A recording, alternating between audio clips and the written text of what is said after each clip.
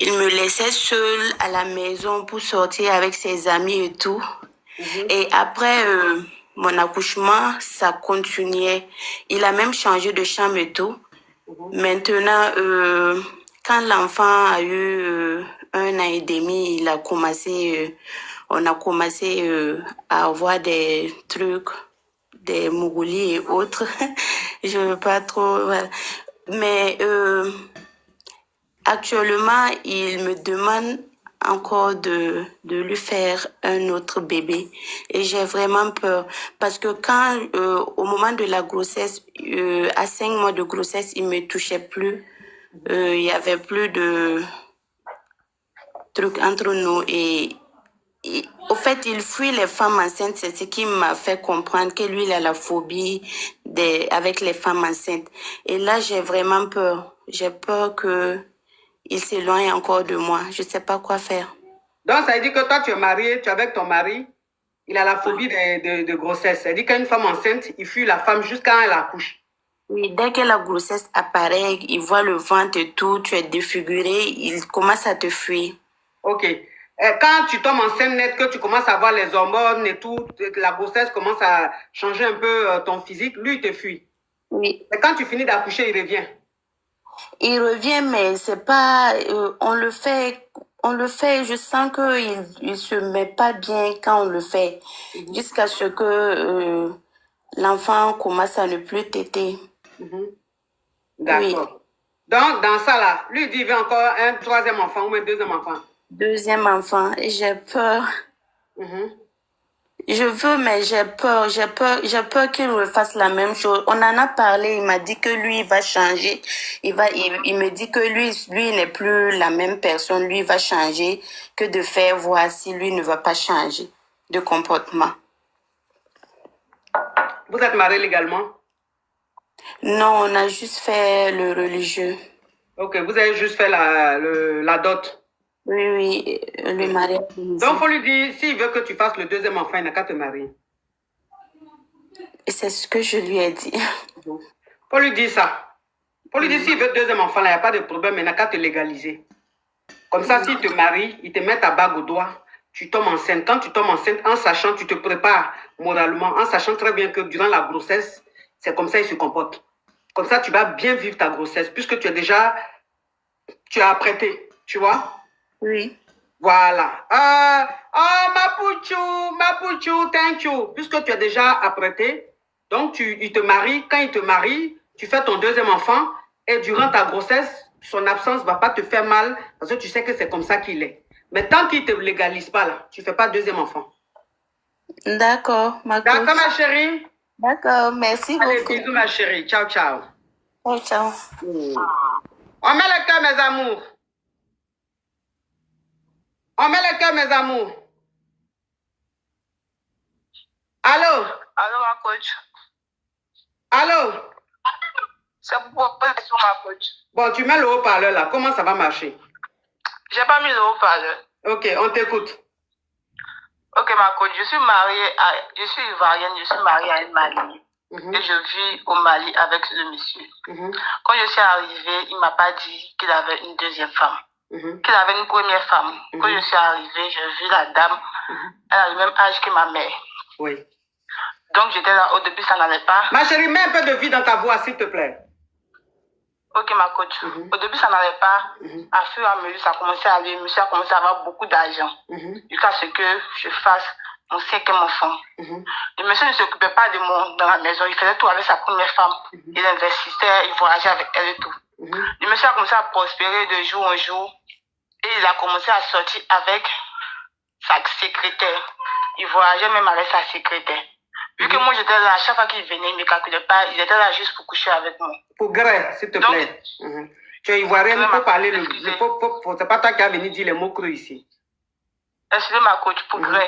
Donc c'est comme ça, vu qu'il a beaucoup de maisons au Mali et que moi je suis ivoirienne, j'ai fouillé dans ses affaires, dans son placard, vu qu'il voyage beaucoup. Et j'ai pris les papiers de 2 maisons. J'ai vendu les maisons. Je suis allée dans mon pays en Côte d'Ivoire. J'ai construit avec l'argent des 2 maisons. Et je suis partie voir je sais pas si je peux dire le mot, un féticheur. Un marabout. Un marabout pour qu'il fasse un travail, pour ne pas que mon mari sache que j'ai pour l'argent, même s'il découvre, pour ne pas qu'il pense à moi, qu'il pense à quelqu'un d'autre, vu qu'il y a ses cousins à la maison et tout. Ok, attends, je vais récapituler pour que tu continues ma caviar, ma Yougos. D'accord. Donc, ça veut dire que tu es ivoirienne et il y a un Malien qui était en Côte d'Ivoire et ce Malien-là, il t'a marié. C'est un mariage coutumier que vous avez fait? Oui, ma coach. Ok, mariage religieux, ok. Donc, le monsieur, il t'a marié et il a voulu que vous rentrez, vous allez vous installer au Mali. Ce que tu as accepté puisque tu es sa femme. Vous êtes allé vous installer au Mali. C'est arrivé au Mali que tu as su qu'il avait une première femme. C'est ça, ma coach. Donc, quand tu es arrivé et que tu as constaté qu'il avait déjà une femme avant toi, et cette femme-là, love you, que cette femme-là a le même âge que ta maman. Donc, c'est ça, ma coach. Ok, donc tu étais choqué et tout, bon, il a peut-être su te convaincre et tu es resté dans ton foyer. Et quand tu es rentré dans son foyer, c'est-à-dire quand vous avez quitté la Côte d'Ivoire pour aller vous installer au Mali, il ne s'en sortait pas bien. C'est-à-dire, il se débrouillait. Dès que vous êtes arrivé au Mali, très rapidement, ses activités ont commencé à prospérer, son commerce a commencé à prospérer, il a commencé à gagner beaucoup d'argent, ses entreprises ont commencé à être fructueuses.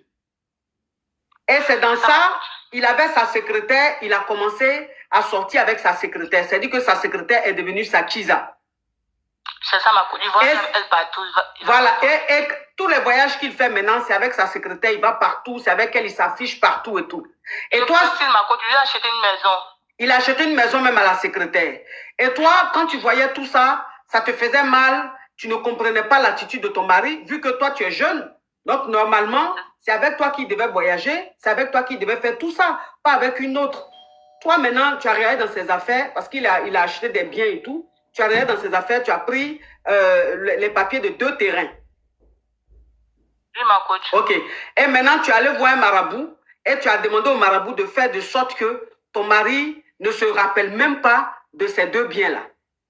C'est ça, ma coach. Ok, oui, on t'écoute, ma chérie. Donc, ma coach, vu qu'il fait tout avec sa secrétaire, il a même mis des maisons au nom de la première femme. Moi, il me néglige, il me donne rien. Je suis obligée de vendre devant la porte pour de mes 5 enfants.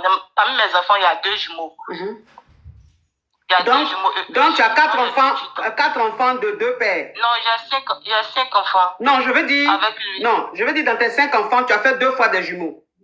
Oui, c'est ça, ma coach. Donc, tu as 4 enfants, mais les 4 sont des jumeaux. C'est ça, ma coach. Et tu as fait un qui est seul, ça fait le 5e. C'est ça, ma coach. Ok. Donc, quand j'ai fini de construire ma maison et que je suis venue, le monsieur continue. Donc, 2 temps là, il est venu encore avec des documents d'une autre maison qu'il a payé. Il me montre, mais il ne me dit pas qu'il a mis le nom de mes enfants parce qu'il n'a rien mis le nom de mes enfants. À chaque fois, la première femme, elle me nague pour dire vous êtes jeune, vous êtes marié, même pour vous n'avez pas. Et tout. Donc, moi, je vais rentrer au pays. Parce que j'ai déjà parlé à mes enfants. Je vais faire ça pour leur dire que j'ai volé l'argent de vos papas. J'ai construit à Abidjan. Donc, moi, je vais partir me reposer à Abidjan. Si vous voulez me suivre, si vous voulez rester, vous restez. Mais je ne sais pas si je dois dire à mon mari que je vais m'installer à Abidjan. Moi, je dois fuir. J'ai envie de changer, j'ai envie de reprendre ma vie. Ok. Donc, ok, attends, ma chérie, attends. Donc, ça veut dire que ton mari, il a eu beaucoup de biens. Il a beaucoup de biens. Il a des biens en Côte d'Ivoire, il a des biens au Mali. Et ça se comprend parce que les Maliens investissent beaucoup dans l'immobilier quand ils s'en sortent. Donc, les deux biens que tu as pris et que tu allais voir le marabout pour ne pas qu'il se souvienne de ça, ces 2 biens-là se trouvent en Côte d'Ivoire. Oui. Okay. Non, les biens étaient au Mali, j'ai vendu et puis j'ai pas parlé construire en Côte d'Ivoire. Ah, d'accord. Donc, les deux papiers des deux terrains que tu as pris et que tu allais voir le marabout pour que ton mari ne se souvienne même pas de ces 2 biens-là. Le marabout a fait le travail et toi, maintenant, tu as vendu les 2 biens, les 2 terrains, tu les as vendus. Tu as pris l'argent et puis tu as construit une maison en Côte d'Ivoire dans le dos de ton mari. Ça veut dire qu'il ne sait même pas. Et tous les biens qu'il a au Mali là-bas, il a mis des biens au nom de sa première femme. Il a mis les biens et des enfants de la première femme. Et il a mis aussi que certains biens au nom de la secrétaire, sa Kiza. Toi-même, qui est sa 2e femme, tu lui as fait 5 enfants ou tu lui as fait des jumeaux 2 fois là.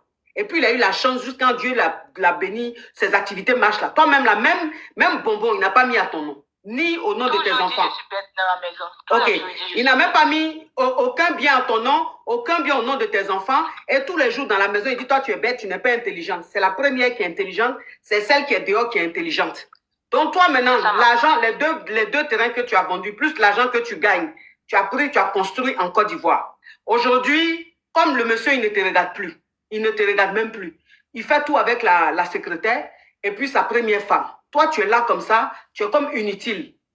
Donc, toi, maintenant, ce que tu veux faire aujourd'hui, tu as envie de prendre tes enfants et rentrer au pays, c'est-à-dire rentrer en Côte d'Ivoire pour vivre ta vie. Parce que tu es au Mali, là, c'est-à-dire que tu n'es même pas dans un foyer. Parce que le monsieur, il ne te gère même pas, il ne te calcule pas. ça, il s'occupe seulement de la première femme et de la Kiza, qui est sa secrétaire. Oui, ma coach, c'est ça. Ok. Maintenant, tu as dit à tes enfants, c'est-à-dire les plus grands, tu leur as dit que toi, tu vas rentrer en Côte d'Ivoire. S'ils veulent, ils viennent avec toi. S'ils ne veulent pas aussi, ils peuvent rester avec leur papa. Oui, ma coach. Maintenant, c'est quoi ta question? Maintenant, ma coach, j'ai peur parce que je vais en Côte d'Ivoire qu'il apprend. Il peut venir me chercher et puis essayer de répondre à la maison par la force et tout. Donc, je ne sais pas si je dois partir en France, me chercher là-bas ou me rester en Côte d'Ivoire et laisser la maison à mes enfants. Voilà pourquoi j'appelle ma coach. Ok. Donc, tu as dit que tu hésites, tu as envie de rentrer en Côte d'Ivoire avec tes enfants, ou bien tu as peur en même temps parce que si tu rentres en Côte d'Ivoire, puisque vu que vous êtes musulman, si tu rentres en Côte d'Ivoire, quand il va apprendre que tu es rentré en Côte d'Ivoire, il va aller voir tes parents et tes parents vont dire il faut rejoindre ton mari, il faut retourner chez ton mari.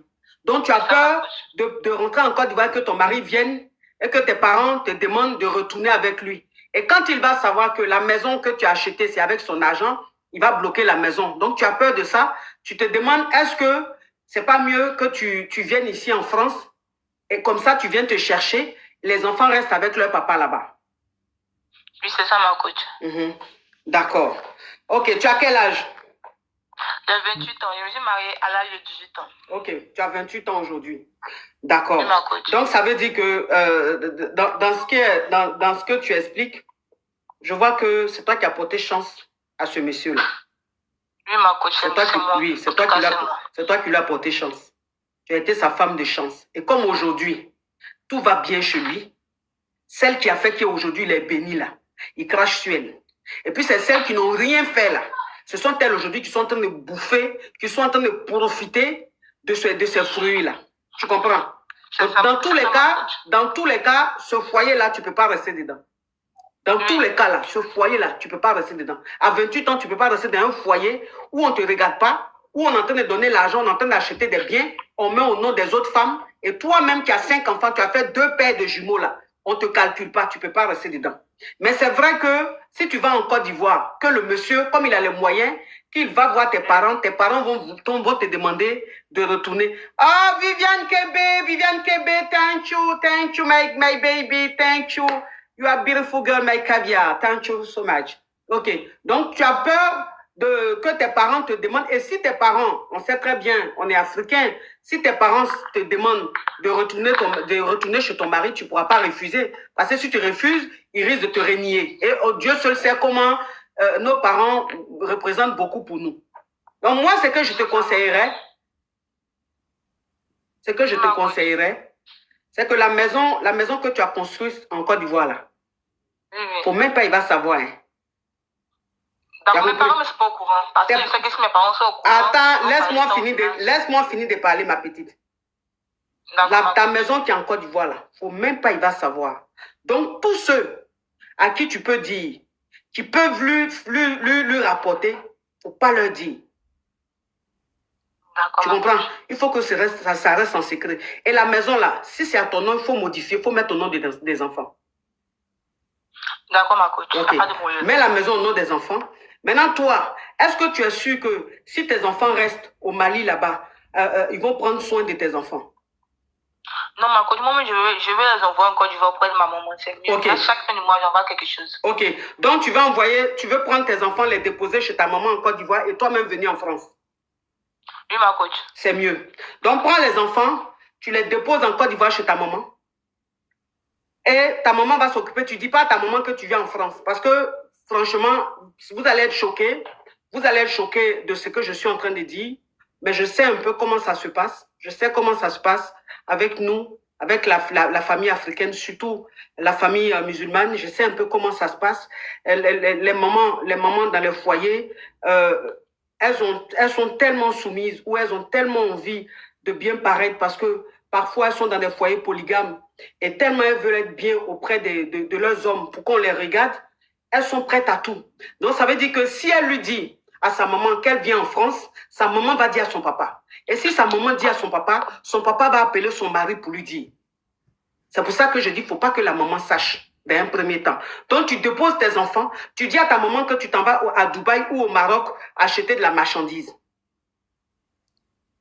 Et c'est comme ça, tu viens en France. Maintenant, c'est quand tu vas arriver en France, là, tu vas appeler ta maman maintenant pour lui dire que tu es en France, pour lui expliquer maintenant comment ça se passait dans le foyer, pourquoi est-ce que tu as préféré venir en France te chercher. Et que là, tu es arrivé en France, tu vas te chercher, tous les mois, tu vas envoyer de l'argent pour qu'elle puisse s'occuper des enfants. Et Dieu, si Dieu fait, Dieu va faire. Doucement, doucement, ta situation va s'arranger ici. Tu vas faire venir tes enfants. Tu vas vivre avec tes enfants. Tu vas vivre ta vie. Parce que foyer, tu es dedans au Mali, là, ça, c'est pas foyer.